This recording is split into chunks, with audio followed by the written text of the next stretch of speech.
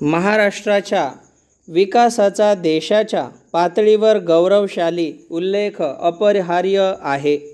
महाराष्ट्रात झालेली शैक्षणिक व औद्योगिक गुंतवणूक ही इतर अनेक राज्यांच्या तुलनेत चांगली आहे. त्यामुळे भारतात महाराष्ट्राची प्रतिमा ही जगाच्या पाठीवर युरोपच्या प्रतिमेशी साधर्म्य राखते. ह्याचा अर्थ महाराष्ट्रात सर्व काही आलबेल आहे असा नाही. शेतकऱ्यांच्या आत्महत्येत महाराष्ट्र पहिल्या 2मध्ये आहे. विजेचा तुटवडा ही ग्रामीण महाराष्ट्रात रोजची बाब आहे. त्याला भारनियमन असे गोंडस नाव दिले तरी त्याचा घातक परिणाम टाळता येत नाही. रस्त्यांची वाईट अवस्था व त्यांच्या वापराकरिता मोजावा लागणारा रोल ह्या बाबतीतही महाराष्ट्राचा क्रमांक बराच वरचा असावा.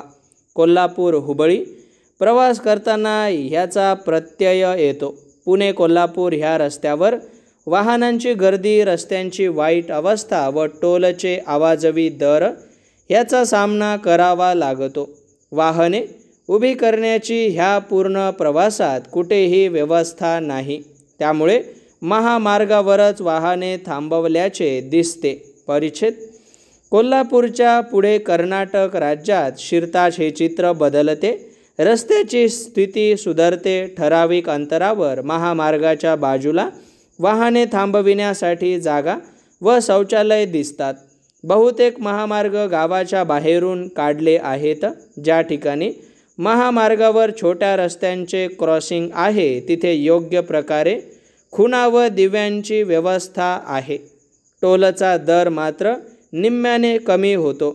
एकाच सरकारी योजनेअंतर्गत बांधलेल्या महामार्गावर महाराष्ट्र व कर्नाटकमधला हा फरक महाराष्ट्राच्या व्यवस्थेचे द्योतक आहे. पॅरा महाराष्ट्रात नागरिकांना सर्वच सेवा महाग आहेत व कर चढ्या दराने द्यावे लागतात. ही महाराष्ट्राच्या प्रगतीकरिता द्यावी लागणारी किंमत असल्याचे सांगण्यात येते. नागरी सोयीसुविधांचा तुटवडा नसावा व असलेल्या सुविधा गुणवत्तेत उजव्या असाव्यात ही रास्त अपेक्षा आहे. परिच्छेद आपल्या राज्यात विजेचे दर हे भारतातील सर्व राज्यांपेक्षा चढेच आहेत.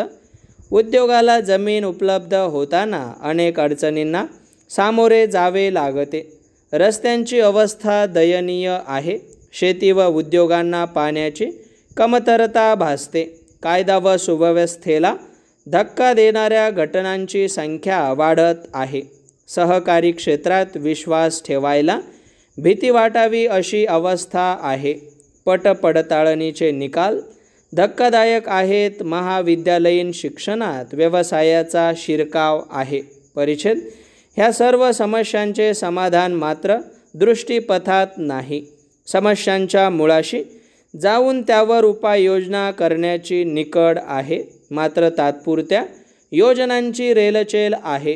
तात्पुरता उपाय हाच योग्य उपाय असल्याची खात्री बाळगणारे, त्यांना पुष्टी देणारे ह्यांच्या घातक मेळ हा स्थायी प्रगतीच्या मार्गातला मोठा अडथळा असतो. पॅरा नुकतीच झालेली वीज दरवाढ ही उद्योगांच्या मुळावरच आघात करणारी आहे. सीमेलगत असणाऱ्या मध्य प्रदेश, कर्नाटक, गोवा व गुजरात ह्यांपेक्षा आपल्या राज्यात विजेचे दर ₹1 ते ₹2.50 पर्यंत जास्त आहेत.